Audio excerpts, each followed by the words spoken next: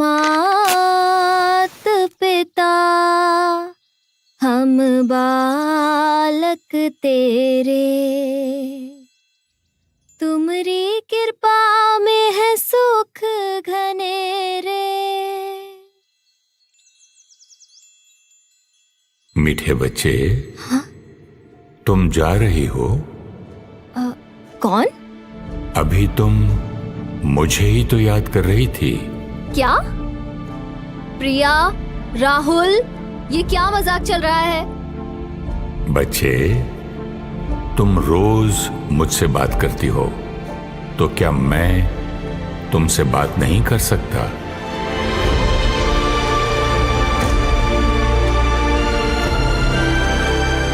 प्रभु, आप? हाँ बच्चे, लेकिन तुम मुझे बाबा कह सकती हो। आप ईश्वर हैं, परमात्मा हैं। मैं आपको बाबा कैसे कह सकती हूँ? तुम मुझे पिता कहकर याद कर रही थी, तो क्या पिता को प्यार से बाबा नहीं कहते? बाबा कहने में थोड़ा सा अलग लगता है, लेकिन अच्छा है, आज से मेरे प्रभु को मेरे बाबा कहूंगी। बच्चे, तुम्हारा जीवन कैसे चल रहा है? क्या बताऊं बाबा, बस भाग रही हूँ सारा दिन। कितनी मेहनत करती हूँ, फिर भी कोई संतुष्ट नहीं है। चिंताएं खत्म ही नहीं होती। चुप रहकर सहन करने की तो आदत सी पड़ गई है। लगता है जिंदगी ऐसे ही कट जाएगी। तुम तो कह रही थी कि मेरी कृपा से सुख घनेरे हैं। क्या बाबा, वो तो भजन है ना। मतलब तुम्हें मुझसे सुख नहीं मिल रहा? ये तो मैंने सोचा ही नहीं। बच्चे, सूर्य तो रोशनी दे रहा है, लेकिन तुमने खिड़की नहीं खोली, तो अंधकार ही अनुभव होगा। मैं सर्वशक्तिवान हूं। मैं दुख हरता सुख करता हूं।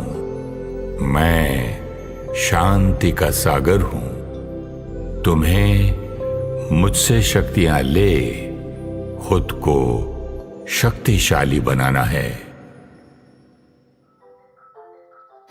अरे बाबा, एक मिनट।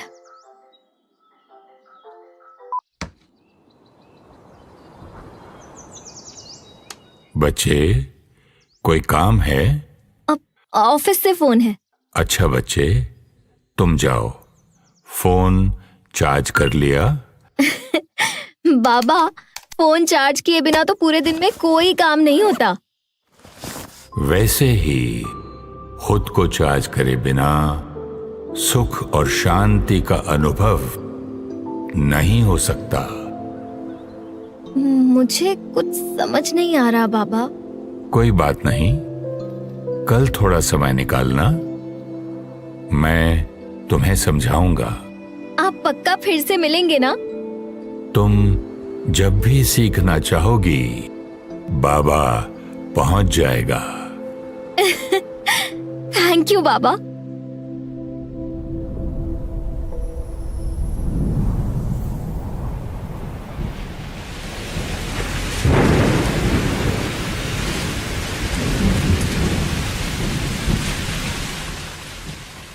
बाबा, मुझसे कल का इंतजार नहीं होगा।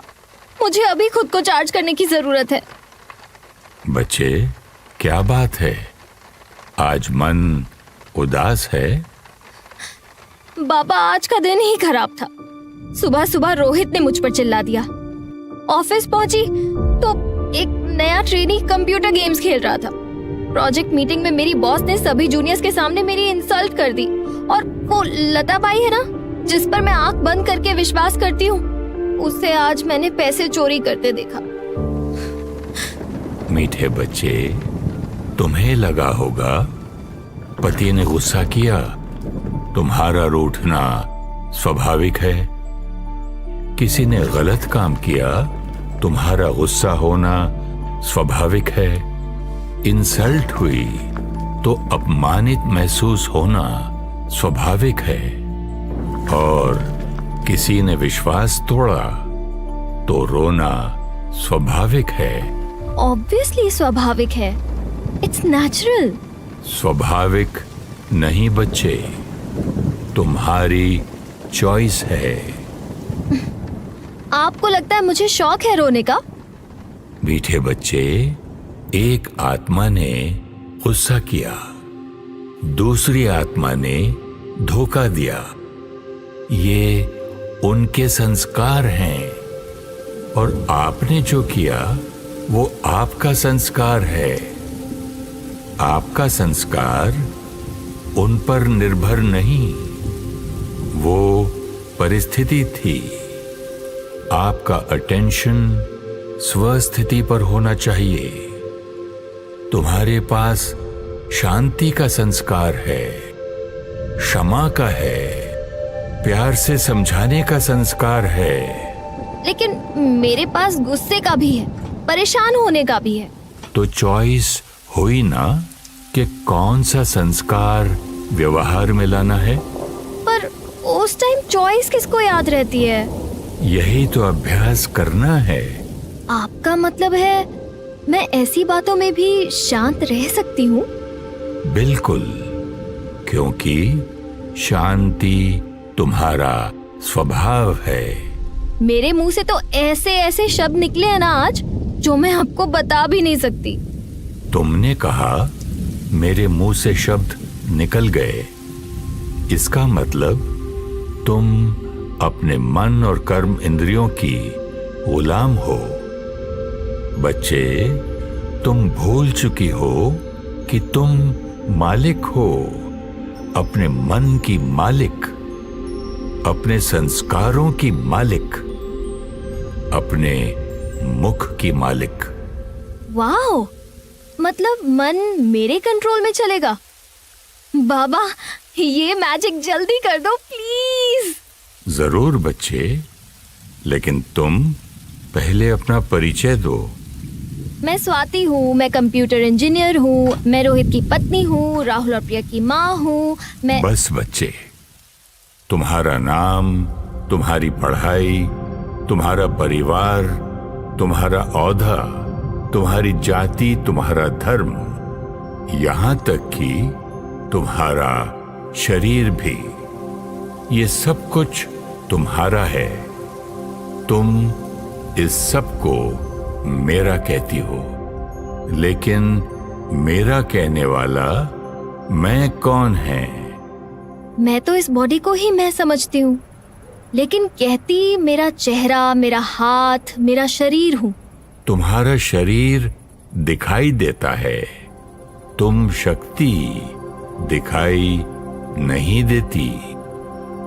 शरीर को चलाने वाली चैतन्य शक्ति को आत्मा कहते हैं। महसूस करो अपने आप को, प्रकृति के बीच चमकता हुआ सितारा। तुम शक्ति हो, तुम आत्मा हो। पर बाबा, आत्मा को तो कभी देखा ही नहीं, कैसे मानूं कि मैं आत्मा हूँ? जैसे ये पंखा दिखाई देता है, लेकिन इसे चलाने वाली शक्ति बिजली तो दिखाई नहीं देती। बिजली नहीं तो पंखा किसी काम का नहीं। इसी तरह आत्मा जब शरीर छोड़ देती है, शरीर किसी काम का नहीं। जैसे तुम्हारी दुनिया में मृत्यु कहते हैं। पर ये शक्ति मुझे फील तो होनी चाहिए ना? मीठे बच्चे, मन को महसूस किया है? मन तो सारा दिन सोचता रहता है, रोकना भी चाहो तो रुकता नहीं है। आत्मा 3 कार्य करती है। जब तुम आत्मा सोचने का काम करती हो, उसे मन कहते हैं। जैसे कोई बात हुई और तुम्हारे मन ने कहा सच बोलो तो डांट पड़ेगी, झूठ बोला तो काम हो जाएगा। मन अनेक संकल्प करता है, फिर तुम संकल्पों को परख कर निर्णय लेती हो, उसे बुद्धि कहते हैं। अगर बुद्धि ने कई बार झूठ बोलने का निर्णय लिया तो वो बन गया तुम्हारा संस्कार।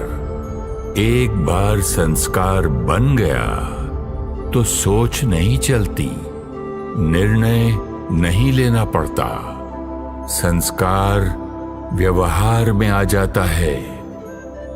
जिसे तुमने कहा चॉइस नहीं थी, गुस्सा आ गया। जैसे तुम एक हो लेकिन किसी के लिए बेटी हो, किसी के लिए मां तो किसी के लिए पत्नी, पर हो तो एक। इसी तरह आत्मा एक शक्ति है, कार्य तीन करती है, मन, बुद्धि, संस्कार। बाबा, इसका मतलब अगर मैं आत्मा शक्तिशाली हूँ तो मन हमेशा पॉजिटिव सोचेगा, बुद्धि करेक्ट निर्णय लेगी और संस्कार सारे अच्छे वाले होंगे, राइट? वाह बच्चे, तुम तो बहुत समझदार हो। पर हमने गलत संस्कार बनाए ही क्यों? बच्चे, इसे हम कल समझेंगे।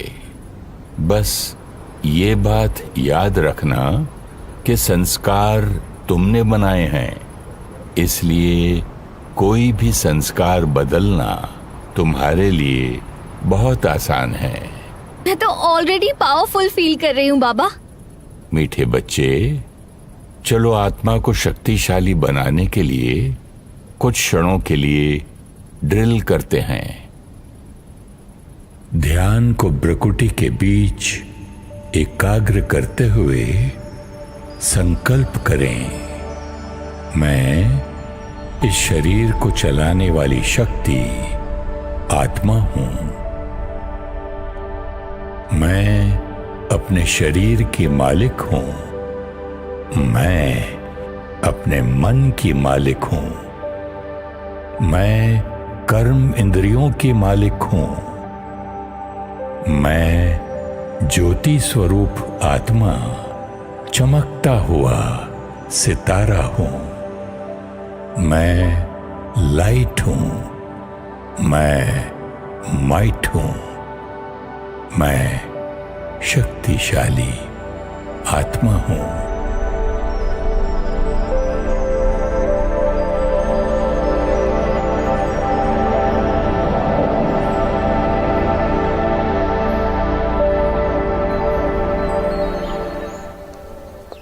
क्या फर्क पड़ता है, मैं आत्मा हूँ या मैं स्वाति हूँ, काम तो वही करना है। मीठे बच्चे, तुम ये गाड़ी हो या इस गाड़ी की चालक हो, कोई फर्क है? अगर मैं भूल जाऊं कि मैं ड्राइवर हूँ तो कार आउट ऑफ कंट्रोल चली जाएगी। इसी तरह बच्चे, तुम इस शरीर को चलाने वाली शक्ति आत्मा हो। ये भूलने के कारण तुम्हारे मन, बुद्धि, संस्कार और कर्म इंद्रियां तुम्हारे अनुसार नहीं चलते। यही मूल कारण है अशांति और दुख का, शारीरिक बीमारियों का और संबंधों के टकराव का। बाबा, प्लीज जल्दी बताओ कि मुझे ये करना कैसे है। बच्चे, हर आत्मा के 5 प्रकार के संस्कार होते हैं। पहले प्रकार के वो संस्कार जो तुम आत्मा पूर्व जन्म से अपने साथ लाती हो। ओह गॉड, पिछले जन्म के भी संस्कार हैं। बच्चे, तुम आत्मा हो, शरीर तुम्हारा वस्त्र है। शरीर रूपी वस्त्र बदलता है, आत्मा तो वही हो। जैसे कल मैंने ब्लू कलर का सूट पहना था, आज मैंने व्हाइट कलर का पहना है, लेकिन मैं तो वही हूँ। बच्चे, तुम आत्मा जब शरीर छोड़ती हो, तुम अपने कर्म और संस्कार अपने साथ लेकर जाती हो, क्योंकि वो तो आत्मा का हिस्सा है। मृत्यु तो शरीर की होती है। आत्मा अजर, अमर, अविनाशी है। तुम्हारे 2 बच्चे हैं, तो क्या वो एक जैसे हैं? राहुल और प्रिया वो तो बिल्कुल ही ऑपोजिट हैं। एक चुप रहती है और दूसरे को चुप करवाना मुश्किल हो जाता है।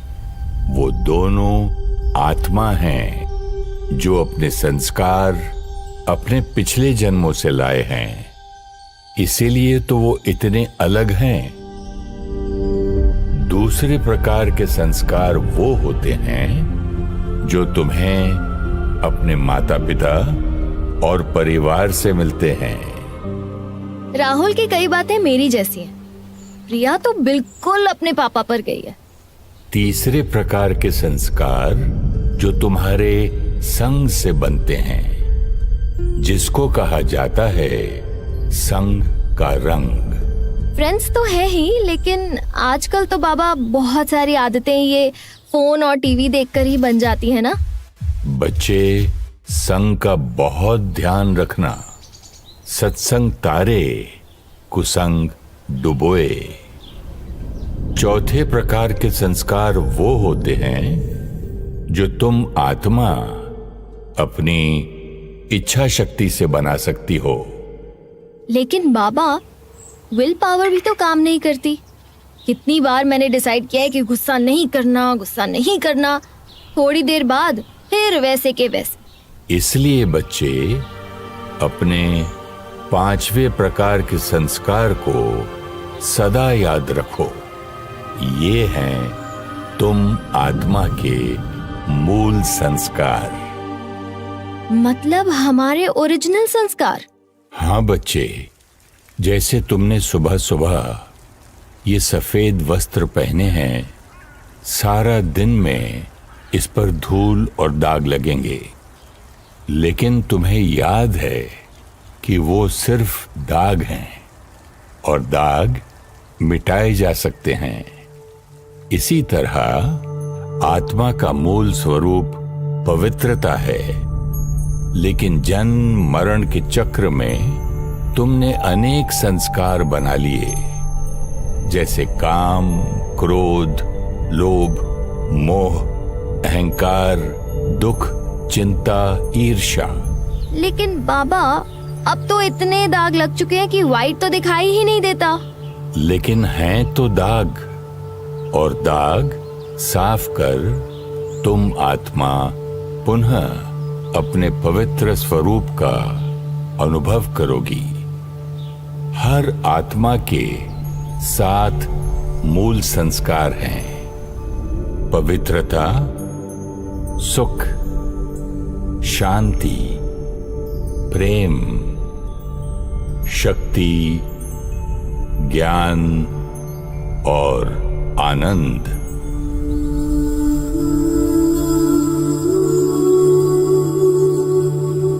हम तो शांति के लिए दूर दूर जाते हैं। खुशी ढूंढने में तो हमारा सारा पैसा खर्च हो जाता है, फिर भी परेशान रहते हैं। प्यार तो लोगों से एक्सपेक्ट करते हैं। खुद की विल पावर इतनी कम है कि चाय छोड़ना चाहती हूँ मैं। 1 साल हो गया कोशिश करते हुए, छूट ही नहीं रही। खुद को शरीर, रिश्ता, औधा समझा तो खुशी, प्यार, शक्ति को उन्हीं में ढूंढने लग गए। वहां ढूंढने से वो मिल नहीं रहे, इसलिए अशांति, चिंता, दुख बढ़ता जा रहा है। बाबा, प्लीज बताइए ना कि मुझे ये संस्कार कैसे एक्सपीरियंस होंगे। रोज सवेरे स्वचिंतन का अभ्यास करो। खुद को याद दिलाओ कि तुम कौन हो और तुम्हारे संस्कार क्या हैं, और सारा दिन में कर्म करते ये याद रखो कि तुम पवित्र, शांत और प्रेम स्वरूप शक्तिशाली आत्मा हो। सिर्फ थोड़ा सा अटेंशन रखना है। सारा दिन अटेंशन में कैसे रह सकते हैं? सारा दिन टेंशन में रह सकते हो, अटेंशन में नहीं रह सकते। बाबा, मैं रेडी हूँ प्रैक्टिस करने के लिए। हर एक के संपर्क में आते ये याद रखना, वो भी एक पवित्र आत्मा है। अनेक जन्म लेते उन पर भी कुछ संस्कारों के दाग लग गए हैं। मूल संस्कार उनके भी प्रेम, सुख, शांति हैं। फिर तुम्हें कोई भी बुरा नहीं लगेगा। तुम्हारी खुशी अब परिस्थिति पर निर्भर नहीं। तुम सुख स्वरूप आत्मा हो। तुम्हें कोई बात हिला नहीं सकती। तुम्हें प्यार, सम्मान चाहिए नहीं। तुम प्यार से भरपूर, सबको स्नेह और दुआएं देने वाली आत्मा हो। पर बाबा, ये सब उस टाइम याद रहना चाहिए ना? हर घंटे 1 मिनट रुककर अपने को याद दिलाओ, उस स्वरूप में स्थित हो जाओ। बाबा, मरने की भी फुर्सत नहीं है और आप कह रहे हैं कि मैं हर घंटे रुककर याद करूं कि मैं शांत आत्मा हूँ। मीठे बच्चे, आज तक खुशी के लिए कितनी मेहनत की, फिर भी खुशी नहीं मिली। अब कुछ क्षण निकालने से आत्मिक शक्ति बढ़ जाएगी और तुम्हारे सारे काम पहले से जल्दी और ज्यादा अच्छे होंगे। ओह गॉड, पहले ही मीटिंग के लिए देर हो रही थी, अब और 1 मिनट लेट हो जाएगा।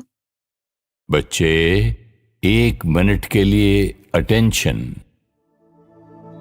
मैं शुद्ध पवित्र आत्मा हूं। हर परिस्थिति में शांत रहने वाली शांत स्वरूप आत्मा हूं। हर आत्मा को प्यार और सम्मान देने वाली प्रेम स्वरूप आत्मा हूं।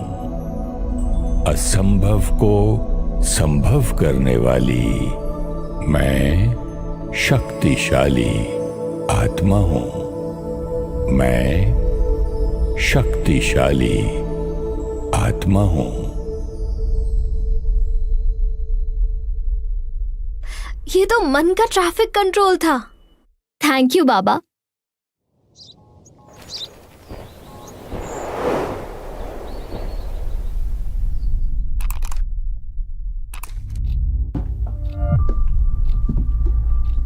कोई ऐसा कैसे कर सकता है? इंसानियत तो खत्म ही होती जा रही है। भगवान कुछ करते क्यों नहीं? मीठे बच्चे, तुम्हें लगता है कि तुम्हारी दुनिया में जो कुछ हो रहा है वो मैं करवाता हूं? कहते हैं पत्ता पत्ता ईश्वर की मर्जी से हिलता है, तो सब कुछ आपकी मर्जी से ही होगा ना?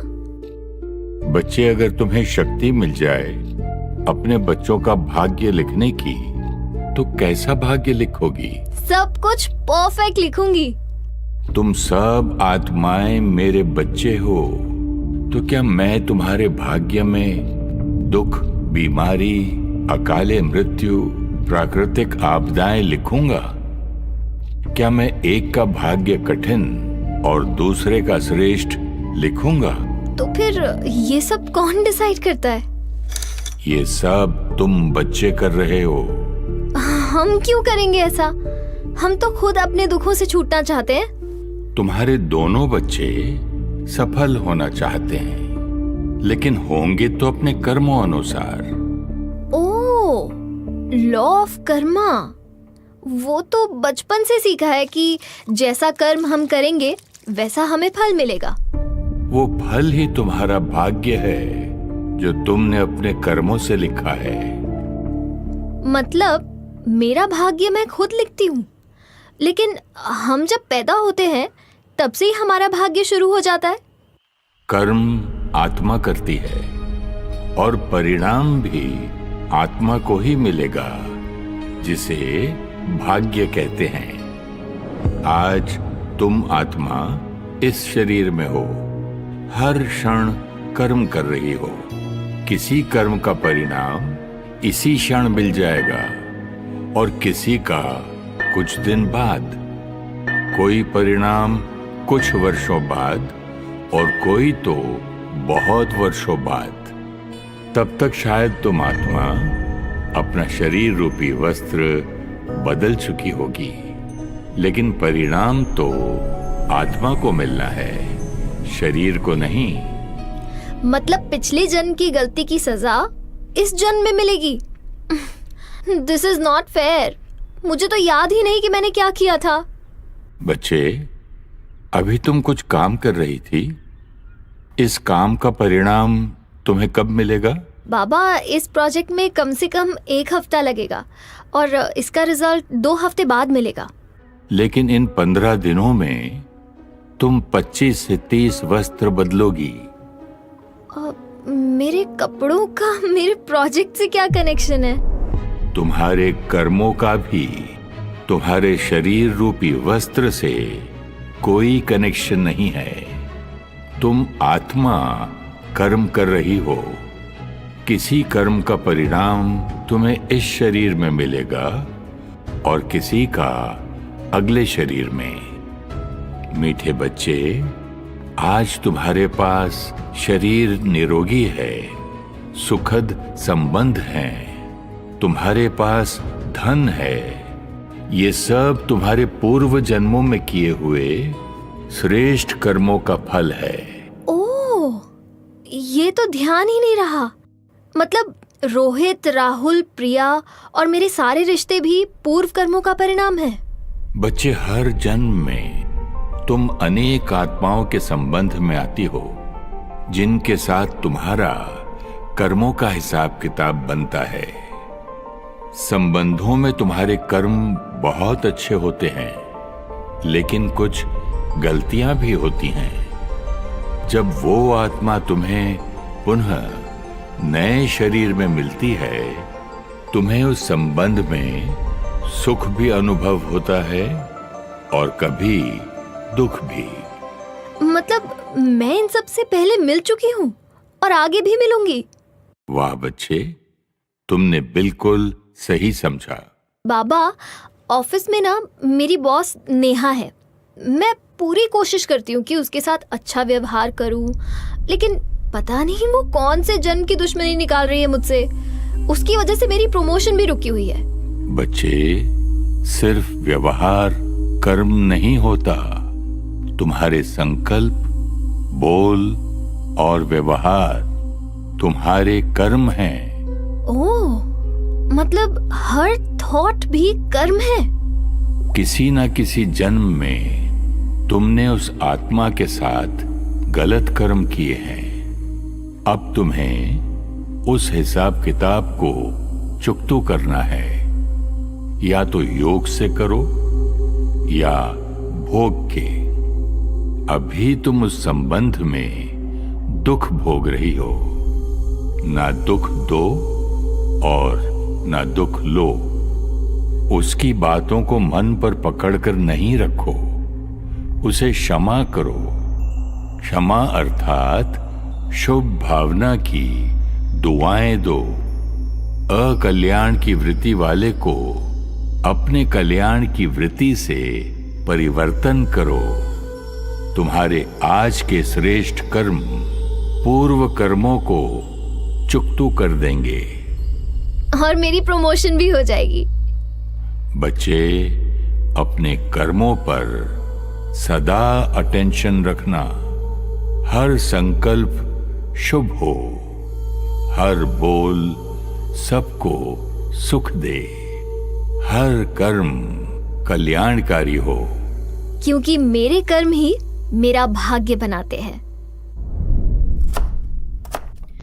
बाबा, मेरा भाग्य तो मेरे कर्मों से बनता है, ठीक है, लेकिन दुनिया में जो नेचुरल कैलामिटीज, युद्ध, ये सब जो हो रहा है, ये दुनिया तो आपने ही बनाई है ना?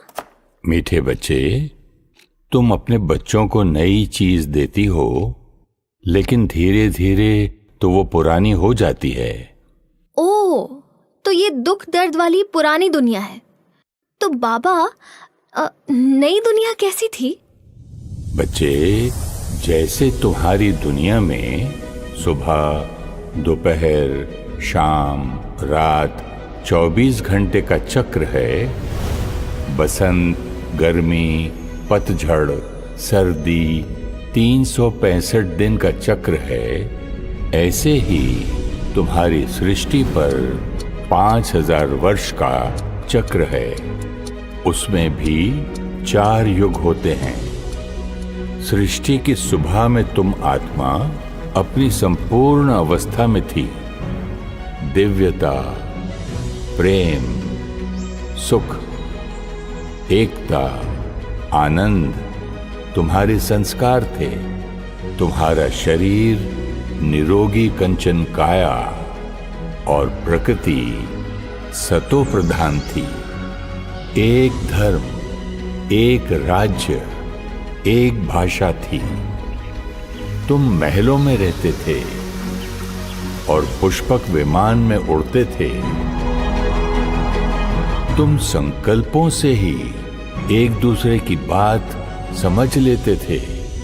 संतान योग बल से, यानी संकल्पों की पवित्रता से होती थी। इस पहले युग को सतयुग कहते हैं। हेवन, जन्नत, पैराडाइज, हम सब इसको याद करते हैं, लेकिन लोग कहते हैं स्वर्ग ऊपर होता है।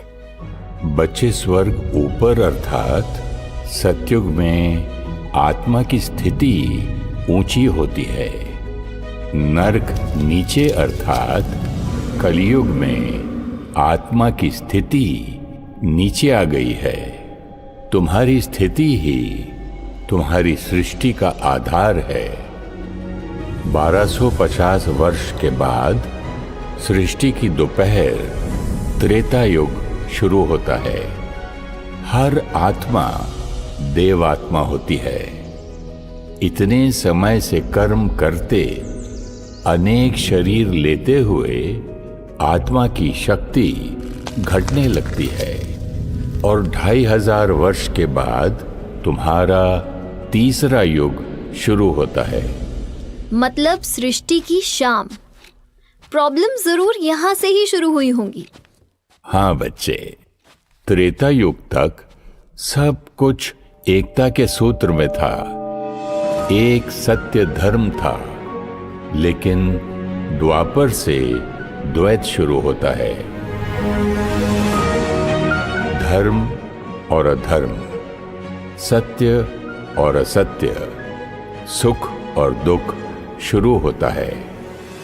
तुम्हारी सृष्टि की जनसंख्या बढ़ती जाती है। लेकिन आत्मा एक शरीर छोड़ दूसरा शरीर लेती है, तो फिर और आत्माएं कहाँ से आती हैं? मीठे बच्चे, तुम सब आत्माएं मेरे साथ परम धाम में रहती हो, जिसे तुम मुक्ति धाम, परलोक भी कहती हो। अपने समय अनुसार तुम परम धाम से सृष्टि पर आती हो और कलयुग के अंत तक जन्म मरण के चक्र में रहती हो। साथ साथ परम धाम से निरंतर और आत्माएं सृष्टि पर आती रहती हैं। मतलब कुछ आत्माएं सतयुग में आएंगी, कुछ त्रेता में और कुछ द्वापर में। सब आत्माएं कलयुग एंड तक स्टेज पर रहेंगी और कुछ तो कलयुग में भी आ रही है, क्योंकि पॉपुलेशन तो बढ़ती ही जा रही है। हाँ बच्चे, द्वापर युग में तुम आत्मा हो ये तुम भूलना शुरू करते हो और अपने शरीर को ही अपनी पहचान समझने लगते हो। तुम दूसरों के शरीर की तरफ आकर्षित होते हो और काम विकार की शुरुआत होती है। आत्मा की शक्ति घटने के कारण काम, क्रोध, लोभ, मोह, अहंकार तुम्हारे संस्कार बनने शुरू होते हैं। तो प्योर व्हाइट आत्मा पर द्वापर युग से दाग लगने शुरू हुए। बच्चे, जब विकार शुरू होते हैं तो दुख दर्द अनुभव होता है और इसीलिए द्वापर युग में तुम्हें मेरी याद आती है। खुद को साकार शरीर समझने के कारण मुझ निराकार को भी साकार में ढूंढना शुरू करते हो और मुझे याद करने के लिए मेरे चिन्ह शिव ज्योतिर्लिंग की स्थापना करते हो। हाँ जी बाबा, हमारे मंदिर में भी शिव ज्योतिर्लिंग है। जैसे तुम्हारा चित्र और तुम अलग हो, वैसे ही मैं निराकार हूं और वो मेरा चिन्ह है। तुम्हें सतयुग की याद आती है। तुम अपने पूर्वजों की मूर्ति बनाकर उन्हें मेरा स्वरूप समझ याद करते हो। आपका मतलब है देवी देवताओं की मूर्ति, हम उन्हें भगवान मानकर ही पूजते हैं। बच्चे, तुम मुझे ढूंढ रहे थे क्योंकि तुम बच्चों को पता था तुम्हारे दुख हर कर तुम्हें सुख देने वाला तुम्हारा परम पिता परमात्मा ही है। तुम्हें याद दिलाने के लिए कि तुम सब आत्माएं हो, एक परमात्मा की संतान, आपस में भाई भाई हो, बहुत विशेष पवित्र आत्माएं परम धाम से तुम्हारी सृष्टि पर आई थीं। Zoroaster, Ibrahim, Moses, Mohammed, Gautam Buddha, Jesus Christ, Mahavir, Shankaracharya तुम्हें मुझसे जोड़ने आए थे, लेकिन तुम उनसे ही जुड़ते गए। पवित्रता, सत्यता, प्यार तुम्हारा स्वधर्म है, वो तुम्हें याद दिला रहे थे, लेकिन तुम अनेक धर्म बनाने लग गए। अगर हम उनकी शिक्षाओं पर चलते तो आज हम यूनाइटेड होते, लेकिन हम तो एक दूसरे से लड़ रहे हैं, युद्ध कर रहे हैं। जैसे तुम, वैसी तुम्हारी दुनिया बनती गई और तुम चक्र के चौथे युग कलयुग में पहुंच गए। अब तुम पूरी तरह से भूल चुके हो कि तुम पवित्र शक्तिशाली आत्मा हो। तुम चीजों में खुशी और लोगों में प्यार ढूंढ रहे हो। काम, क्रोध, लोभ, मोह, अहंकार, ईर्ष्या, द्वेष, नफरत अति में पहुंच गए हैं। आत्मिक शक्ति कमजोर हो चुकी है। अब तुम विज्ञान की शक्ति पर निर्भर हो गए हो। युद्ध, मानसिक और शारीरिक बीमारियां, अकाल मृत्यु, प्राकृतिक आपदाएं तुम्हारे जीवन को मुश्किल बना रही हैं। अब लोग कहते हैं कि प्रलय हो जाएगी। कितने साल हैं हमारे पास? बच्चे, हर 24 घंटे बाद रात्रि होती है, तो क्या उसके बाद दुनिया खत्म हो जाती है? आपका मतलब है जैसे रात के बाद रोज सुबह आती है, तो कलयुग के बाद फिर से सतयुग आएगा? हाँ बच्चे, समय का चक्र है। सृष्टि का विनाश नहीं होगा, कलयुगी संस्कारों का विनाश होगा और सतयुगी दुनिया स्थापन होगी। अच्छा बच्चे, ये बताओ, जो दिव्य आत्माएं सतयुग में इस सृष्टि पर थीं, वो अब कहाँ होंगी? कलयुग के एंड तक तो उन्हें स्टेज पर ही रहना है, तो वो यहाँ कलयुग में ही होंगी। कुछ समझ आया बच्चे? अब क्या समझ आना था?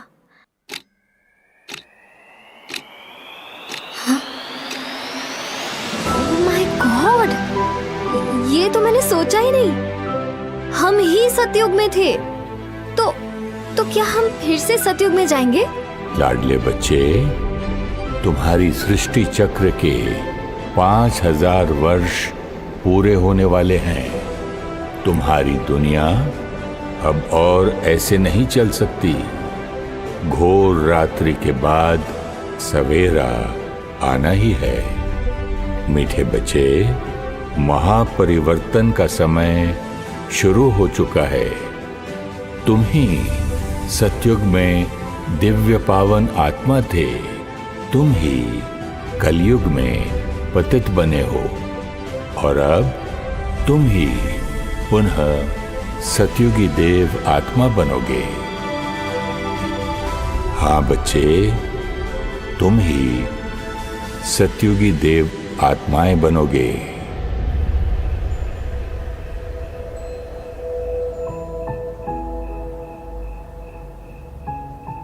मीठे बच्चे, कुछ सोच रही हो? बाबा, बचपन से सुना है God made man in his own image. इसका मतलब सतयुग में जो दिव्य आत्माएं थीं वो परफेक्ट थी, वो परमात्मा जैसी थी, लेकिन परमात्मा नहीं। बच्चे, जैसे तुम आत्मा हो, मैं भी आत्मा हूँ। लेकिन आप बहुत बड़े हैं, इसलिए आप परम आत्मा हैं। नहीं बच्चे, आत्मा छोटी बड़ी नहीं होती। आत्मा की पवित्रता कम और ज्यादा होती है। सतयुग में आत्माएं संपूर्ण निर्विकारी थीं, इसलिए उन्हें दिव्य आत्मा कहते हैं। द्वापर युग में श्रेष्ठ पवित्र आत्माएं सृष्टि पर आकर धर्म स्थापन करती हैं। उन्हें धर्म आत्मा कहते हैं। आज कलयुग में तुम्हारी दुनिया में जो महान कार्य करते हैं, उन्हें तुम महात्मा कहते हो। और आप सर्वशक्तिमान हैं, इसलिए आपको परमात्मा कहते हैं। हाँ बच्चे, परम अर्थात ऊंचे ते ऊंचा, इसलिए तुम मुझे परम पिता, परम आत्मा कहते हो। बाबा, पहले दिन आपने मुझसे मेरा परिचय पूछा था। आज प्लीज आप मुझे अपना परिचय सुनाओ। मैं बचपन से आपको याद करती आई हूँ, लेकिन अब मुझे लगता है मैं आपको पूरी तरह से जानती नहीं थी। आज तक तुम मेरे लिए कहते आए हो, ऊंचा उसका नाम, ऊंचा उसका धाम, ऊंचा उसका काम है। नाम ऊंचा अर्थात तुम बच्चे मेरे गुणों की महिमा करते हो। तुम मेरी उपमा सागर से करते हो, क्योंकि जो गुण तुम में हैं वो मेरे में बेहद और अविनाशी हैं। इसलिए तुम कहते हो कि मैंने तुम्हें अपने जैसा बनाया। तुम आत्मा शांत स्वरूप हो, मैं शांति का सागर हूं।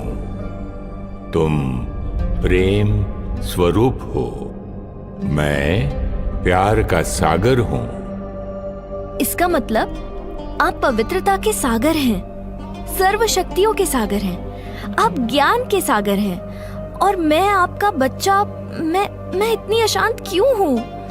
आपने कहा था हमारा भाग्य हमारे कर्मों से बनता है, तो फिर आपका ऊंचा काम कौन सा है? बच्चे, तुम मुझे इसलिए याद करते हो क्योंकि मैं ही सर्व आत्माओं को पतित से पावन बनाने वाला हूँ। मैं ही सद्गति दाता हूँ। मैं ही दुख हरता, सुख करता हूँ। फिर हम दुखी क्यों हैं? पतित इम्प्योर क्यों हैं? क्योंकि मैं जो हूँ, जैसा हूँ, तुम मुझे नहीं जानते, मुझे विधि पूर्वक याद नहीं करते। तुम मुझे अलग अलग रूपों में ढूंढते हो।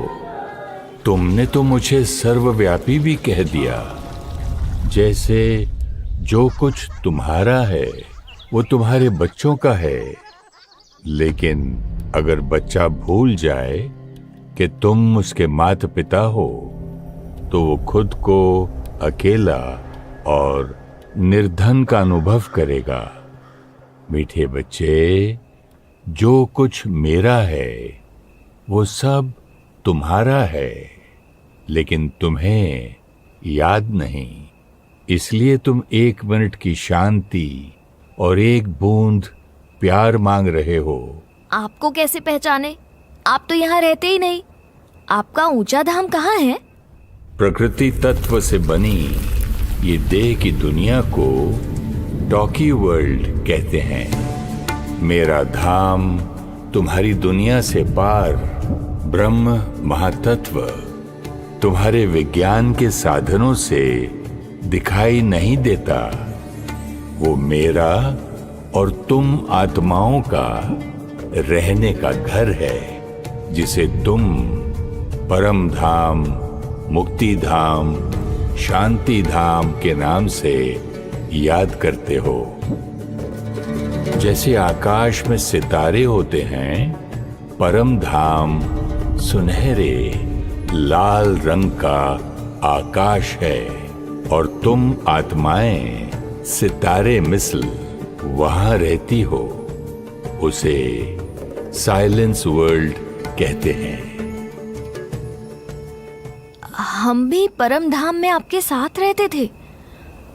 मुझे याद क्यों नहीं? बच्चे, बहुत समय हो गया तुम्हें अपने घर से सृष्टि पर आए हुए। तुम मुझे और अपने घर को भूल चुके हो, लेकिन आज भी मुझे ऊपर वाला कहकर पुकारते हो और मुक्ति की यानी अपने घर वापस आने की इच्छा रखते हो। ओह हाँ, हम तो सतयुग से इस सृष्टि पर हैं। तो क्या आप हमें वापस घर ले जाने आए हैं? बच्चे, सतयुग और त्रेता युग में तुम पावन थे। द्वापर युग से विकारों की शुरुआत हुई। अब कलयुग के अंतिम समय में तुम पतित बन चुके हो।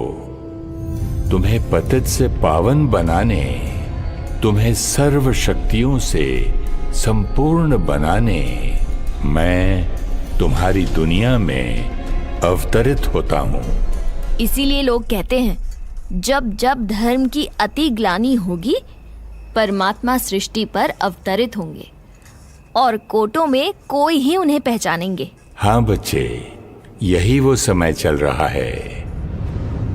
जैसे तुम्हारे बच्चे सारा दिन पढ़ने जाते हैं और शाम को तुम उन्हें घर ले आते हो, लेकिन अगले दिन सुबह वो फिर अपने काम पर जाते हैं।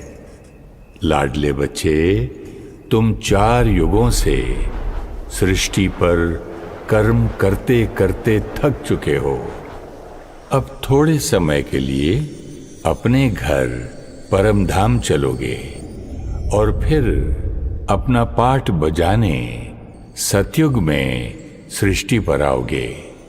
बाबा, क्या सब लोग सतयुग में आएंगे? बच्चे, जितना तुम पुरुषार्थ कर पवित्र बनोगे, उसी अनुसार तुम सृष्टि पर आओगे। संपूर्ण पवित्र आत्माएं सतयुग त्रेता में आएंगी, थोड़ा कम द्वापर में आएंगी, बाकी कलयुग में आएंगी। तब तक वो सब आत्माएं परम धाम में रहेंगी। ओह, इसीलिए पॉपुलेशन बढ़ती रहती है, क्योंकि परम धाम से और आत्माएं आती जा रही हैं। बाबा, सब लोग आपको पहचानकर पवित्र क्यों नहीं बनते? लाडले बच्चे, तुम आत्माएं शरीर लेते हो, इसलिए दिखाई देते हो। मैं तो जन्म मरण के चक्कर से न्यारा हूं। मैं निराकार हूं। तुम मुझे तीसरे नेत्र से देख सकते हो, शरीर की आंखों से नहीं। The third I of wisdom, मतलब ज्ञान का तीसरा नेत्र। बाबा, हम आपको बहुत सारे नामों से पुकारते आए हैं, लेकिन आपका एक्चुअल नाम क्या है? मेरा नाम है शिव। शिव का अर्थ है बिंदी। शिव का अर्थ है कल्याणकारी। शिव का अर्थ है शांति। शिव बाबा, मैं आपकी सर्व शक्तियों से खुद को शक्तिशाली कैसे बनाऊं? मीठे बच्चे, कल सवेरे जल्दी उठना। बाबा आपको याद की विधि सिखाएंगे। हाँ जी बाबा, मुझे पावन बनना ही है, सतयुगी बनना ही है।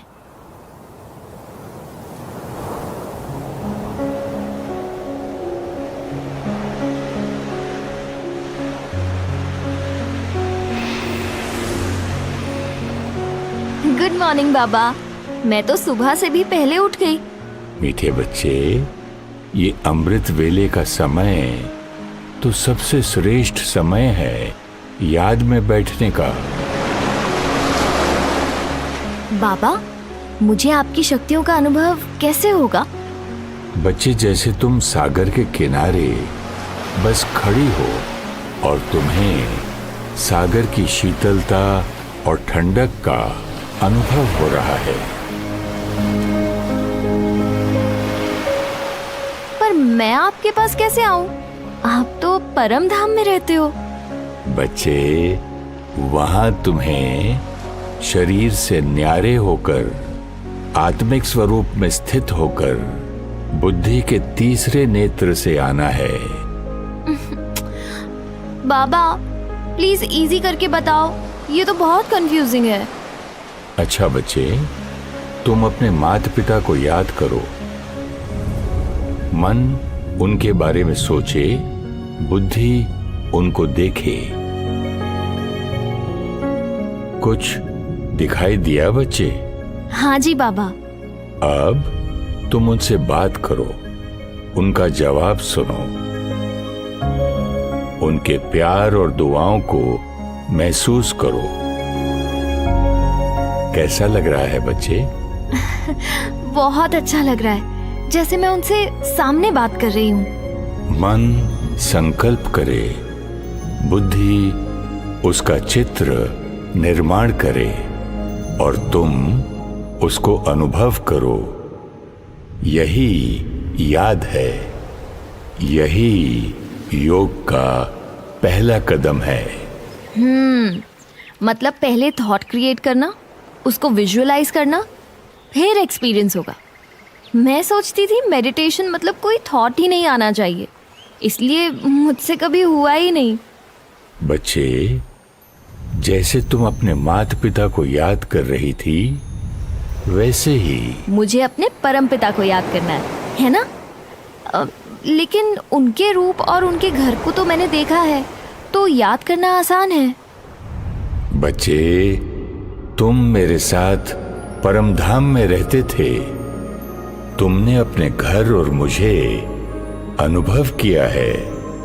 अब इस समझ से याद करो। इसीलिए ज्ञान को तीसरा नेत्र कहा जाता है। ज्ञान मतलब समझ। बच्चे, तुम आत्मिक स्वरूप में स्थित होकर बुद्धि से चांद सितारों की दुनिया से पार अपने घर परमधाम पहुंच जाओ। मेरे समीप आकर बैठो, शक्तियों से खुद को भरपूर करो। और हाँ बच्चे, मुझे याद करने के लिए आंखें बंद नहीं करनी पड़ती। आज तक तो आपकी पूजा आंखें बंद करके की थी, लेकिन सबको याद तो हम खुली आंखों से ही करते हैं, तो आपको भी कर सकती हूँ। हाँ बच्चे, याद सिर्फ बैठकर नहीं, चलते फिरते कर्म करते याद करो। सहज और नेचुरल याद। मैं आत्मा इस शरीर की मालिक हूँ। मैं पवित्र आत्मा हूँ। मैं शांत स्वरूप आत्मा हूँ।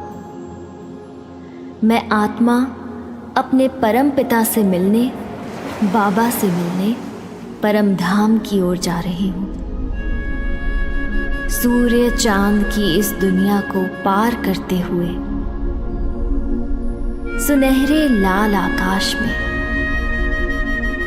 परम धाम, ये मेरा घर है। निराकार परमात्मा शिव बाबा के समीप मैं आत्मा पहुंच गई हूं। प्यार के सागर सर्वशक्तिवान की शक्तियों से मैं आत्मा भरपूर हो रही हूं। मैं अपने को लाइट, शक्तिशाली अनुभव कर रही हूं। मीठे बाबा,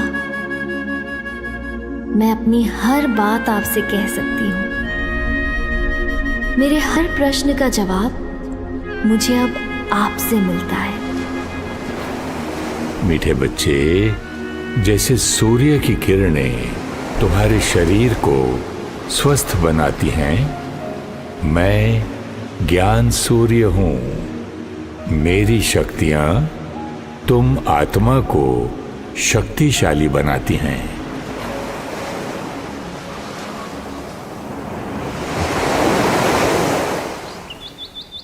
बाबा, आज मैंने घर पर सुबह मेडिटेशन किया, लेकिन ऑफिस के इतने सारे थॉट्स चल रहे थे ना कि मैं परमधाम और आपको अनुभव ही नहीं कर पाई।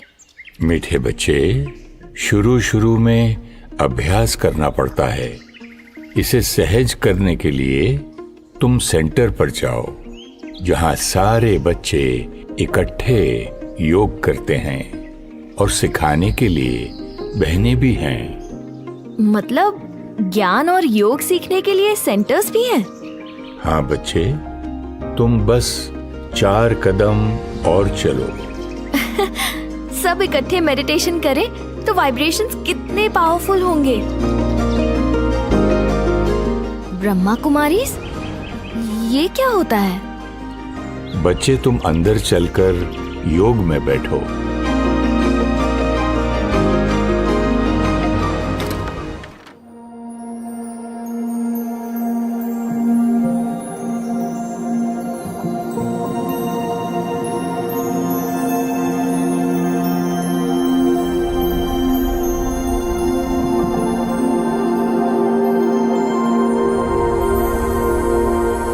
कितनी शांति है, कितनी पावर है, इतना लाइट फील हो रहा है।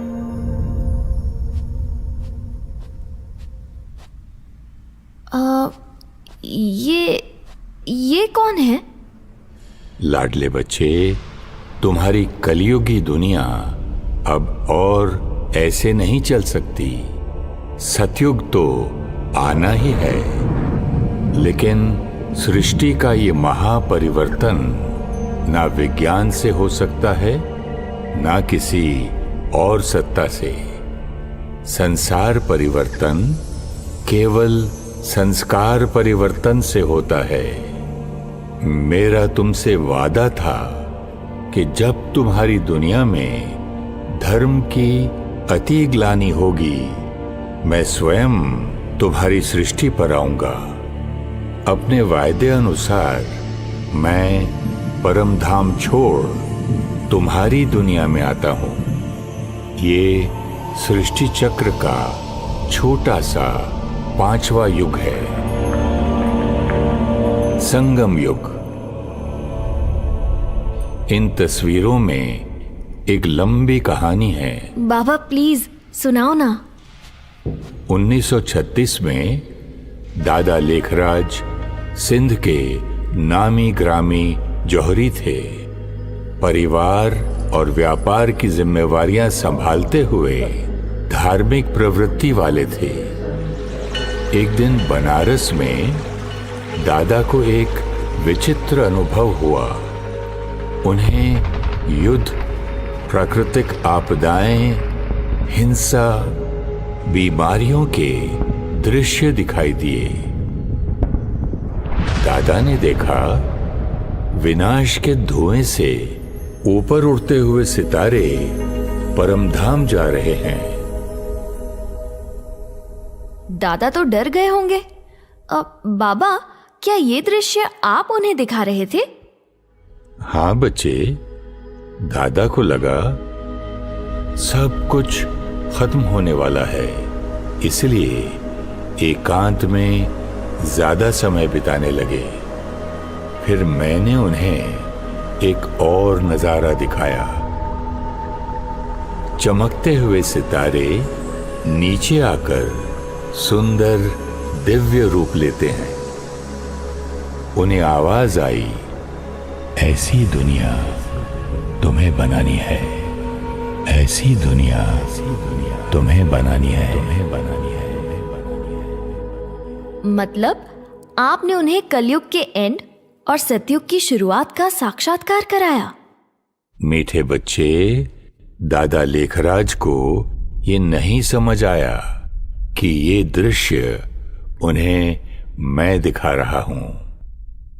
एक बार दादा परिवार के साथ सत्संग में बैठे थे और अचानक उठकर चले गए। उनकी बहू ब्रिजेंद्रा उनके पीछे गई और देखा दादा गहरी सोच में थे। उनके चारों ओर प्रकाश ही प्रकाश था और उनके मुख से एक ही अति धीमा स्वर गूंज रहा था, निजानंद स्वरूपम शिवोहम शिवोहम, प्रकाश स्वरूपम शिवोहम शिवोहम, ज्ञान स्वरूपम शिवोहम शिवोहम। बाबा, आप उनके द्वारा क्यों अपना परिचय दे रहे थे? बच्चे, जैसे तुम्हें इस सृष्टि पर कर्म करने के लिए शरीर लेना पड़ता है, इसी तरह मुझे भी तुमसे बात करने के लिए शरीर का आधार लेना पड़ता है। वैसे तो मैं प्रेरणा से समझा सकता हूं, लेकिन तुम आत्माओं की शक्ति कम हो चुकी है। तुम संकल्पों की नहीं, वाणी की भाषा समझते हो। बाबा, आजकल तो बोलने से भी हम एक दूसरे की बात नहीं समझ पाते। संकल्प कैच करना तो इम्पॉसिबल है। इसलिए मैंने दादा लेखराज के तन का आधार लिया। परिवार के परिवार दादा के पास आने लगे थे। आते ही किसी को मेरे निराकार स्वरूप का और किसी को आने वाली सतयुगी दुनिया का साक्षात्कार होने लगा। दादा के मुख द्वारा मैंने बच्चों को उनके आत्मिक स्वरूप का ज्ञान दिया। मैंने अपने निराकारी स्वरूप का परिचय और आने वाली सतयुगी दुनिया की समझ दी। बच्चे मेरी दी हुई श्रीमत और शिक्षाओं पर चलने लग पड़े। तो दादा लेखराज जी यहाँ के गुरुजी हैं? मीठे बच्चे, सृष्टि परिवर्तन का ये कार्य मैं करवा रहा हूं। दादा तो निमित्त है। जैसे तुम ज्ञान पढ़ रहे हो, स्टूडेंट हो, ऐसे ही दादा लेखराज पहला स्टूडेंट था। दादा ने तो खुद अपनी कमी कमजोरियां खत्म करने का पुरुषार्थ किया। ये छोटे छोटे बच्चे क्यों ऐसे बाहर खड़े हैं? पवित्रता की धारणा के कारण बहुत विरोध हुए, बच्चियों पर अत्याचार हुए, लेकिन मैं उनके साथ था। हर विघ्न को स्थिरता से पार करते 14 साल की तपस्या के बाद 300 बच्चों का पहला संगठन 1950 में कराची से माउंट आबू राजस्थान पहुंचा। मेरे बच्चे तैयार हो गए थे। मैंने उन्हें देश के कोने कोने में भेजा। हर एक को ये संदेश देना था कि मैं निराकार परमात्मा सृष्टि पर आ चुका हूं। ज्ञान और योग बल से सतयुग लाना है। मैंने दादा लेखराज का नाम प्रजापिता ब्रह्मा रखा और बच्चे उन्हें प्यार से ब्रह्मा बाबा बुलाते हैं। ओह, इसीलिए बाहर भी ब्रह्मा कुमारीज लिखा था। क्या मैं ब्रह्मा बाबा से मिल सकती हूँ? मीठे बच्चे, सृष्टि परिवर्तन का ये कार्य मैं करवा रहा हूं।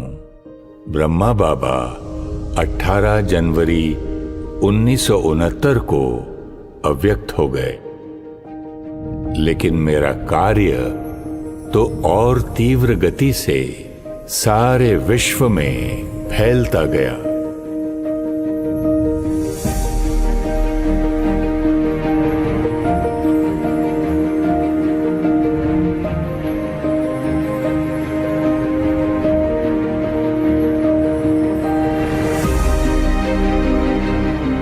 लाखों लाखों बच्चे घर गृहस्थ में रहते ज्ञान की धारणा, योग की तपस्या और पवित्रता के बल से मेरे सृष्टि परिवर्तन के कार्य में जुड़ चुके हैं। बाबा, क्या मैं भी आपकी शिक्षाओं पर चल सतयुगी संस्कार बना पाऊंगी? मीठे बच्चे, लाडले बच्चे, बाबा सदा आपके साथ है। हिम्मत का एक कदम आपका और पदम गुणा मदद बाप की। सफलता तो निश्चित है बच्चे। शुक्रिया बाबा, शुक्रिया बाबा, शुक्रिया बाबा।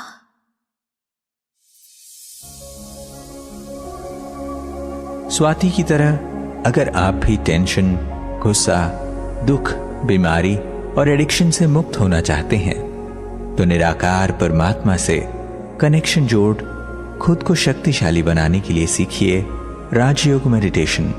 7 दिन, सिर्फ 1 घंटा रोज राजयोग मेडिटेशन निशुल्क सिखाया जाता है। अपने नजदीकी सेंटर का एड्रेस और नंबर जानने के लिए हमें ईमेल करें contact@awakeningtv.in या कॉल करें 8209 333 033 या 8209 888 988।